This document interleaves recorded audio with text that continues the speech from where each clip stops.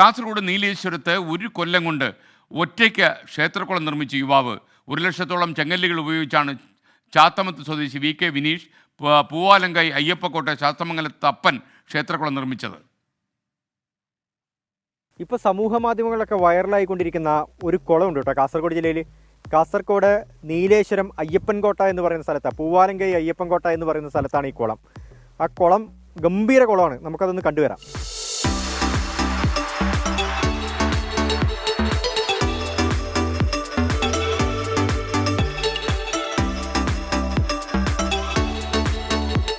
അങ്ങനെ നമ്മൾ ആ കുളത്തിലെത്തിയിരിക്കുക കേട്ടോ. ഈ കുളത്തിൻ്റെ ഒരു പ്രത്യേകത എന്ന് പറയുന്നത് ഇത് ചെങ്കല്ലിലാണ് നിർമ്മിച്ചിരിക്കുന്നത്. അത് മാത്രമല്ല, ഇതിൻ്റെ 4 കോണുകളിലേക്കും എളുപ്പത്തിൽ എത്താൻ സാധിക്കുമെന്നാണ്.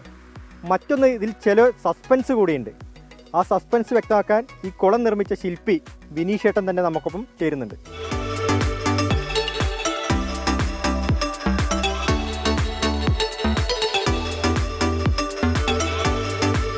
ഇത് ചെങ്കല്ലുകളാണ് ഉപയോഗിച്ചത്, ഫുള്ള് ചെങ്കല്ലാണ്, മേപ്പാറക്കല്ല് എന്ന് പറയും. ഇവിടെ ഇതിൽ 99% സിമെൻറ്റ് ചേർക്കാതെ മിനുസപ്പെടുത്തിയ രീതിയിൽ പ്രത്യേക ലോക്കിംഗ് സിസ്റ്റത്തിലാണ് നിർമ്മിച്ചത്. അതിൻ്റെ പ്രത്യേകത മെയിനായിട്ട് പറയാനുള്ളത് ഇതിൻ്റെ ആഴമാണ്. ഏകദേശം ഒരു വലിയ തെങ്ങിൻ്റെ ഒരു 16 മീറ്റർ ആഴമുണ്ട്. ഏറ്റവും അടിയിലത്തെ ഒരു 18 സ്റ്റെപ്പ് വേറെ രീതിയിലാണ് ചെയ്തത്. അതും വെള്ളത്തിൻ്റെ അടിയിലായതുകൊണ്ട് അങ്ങനെ കാണാൻ കഴിയില്ല. നല്ലോണം വെള്ളം കുറയുമ്പോൾ അത് കാണാൻ പറ്റും.